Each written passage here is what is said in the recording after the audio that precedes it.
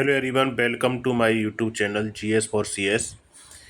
तो इसी आगामी परीक्षा आर ओ 2023 और 2024 में जो पीसीएस की परीक्षा पोस्टपोन हो गई, उसको देखते हुए, ध्यान में रखते हुए, जो संभवतः 8 या 7 दिसंबर को होने वाली है, उसके पॉइंट ऑफ व्यू से जीएस में हिस्ट्री से लिया गया है रॉलेट एक्ट एवं जलियांवाला बाग का हत्याकांड जो 2019 में हुआ।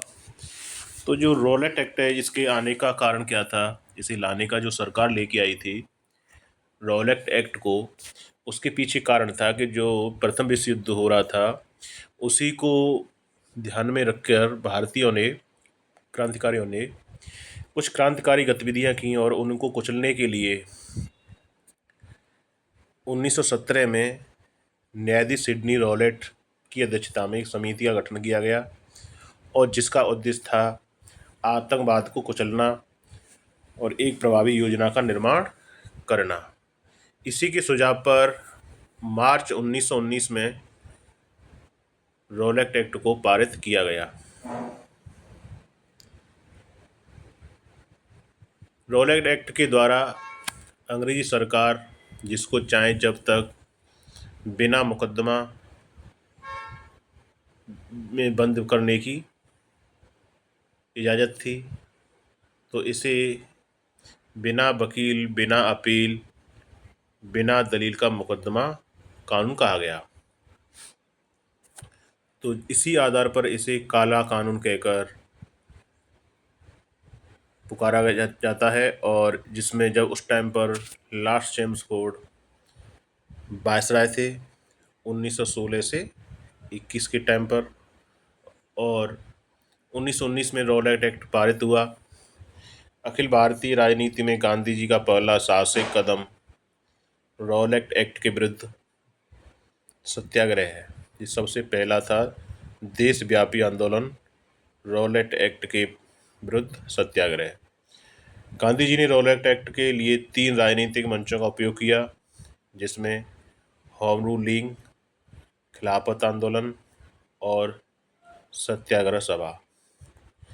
पंजाब के 2 लोकप्रिय नेता थे, सैफुद्दीन किचलू और सत्यपाल की गिरफ्तारी और ब्रिटिश दमन का विरोध करने के लिए 13 अप्रैल 1919 को बैसाखी के दिन यह अमृतसर के जलियांवाला बाग में एक सार्वजनिक सभा बुलाई गई, जहां पर ब्रिगेडियर एडवर्ड हेरी डायर ने निहत्थी भीड़ पर गोलियां चलवाकर लगभग 1000 लोगों की हत्या कराई।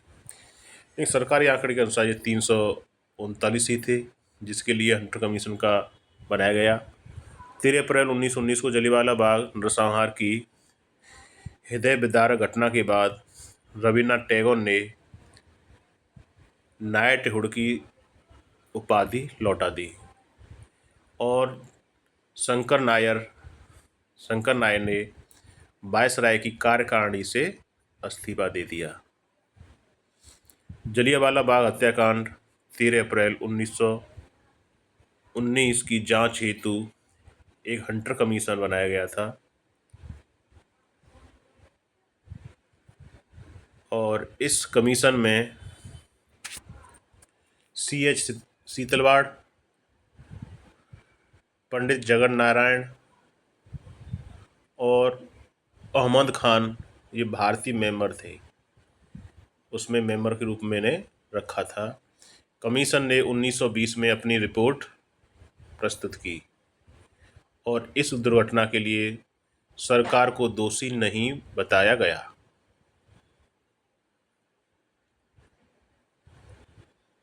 और कहा गया कि उपद्रव क्रांति का रूप ग्रहण कर लेते हैं, अतः मार्शल लॉ अनिवार्य तथा भीड़ की अधिकता को देखते हुए गोली चलाना पूर्णतः न्यायोचित, इस कमीशन ने बताया।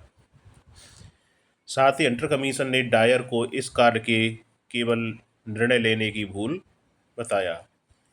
डायर को इस अपराध के लिए नौकरी से हटा दिया,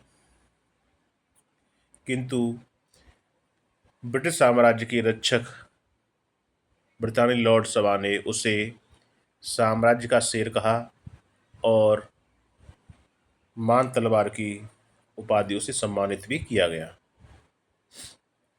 मार्च 1940 में पंजाब के क्रांतिकारी नेता ऊधम सिंह ने जलियांवाला के हत्याकांड के नरसंहार का बदला लेने के लिए पंजाब के लेफ्टिनेंट गवर्नर रहे माइकल ओ डायर की लंदन में हत्या कर दी। लगभग 20 साल बाद लंदन में जाकर ऊधम सिंह ने ये 13 अप्रैल 1940 को लंदन में हत्या कर दी और उन्हें गिरफ्तार कर मृत्युदंड दे दिया।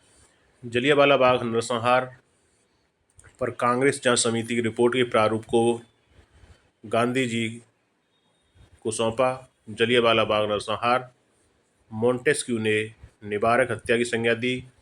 दीनबंधु CF एंड्रूज ने इस हत्या को जानबूझकर की गई क्रूरतम हत्या कहा।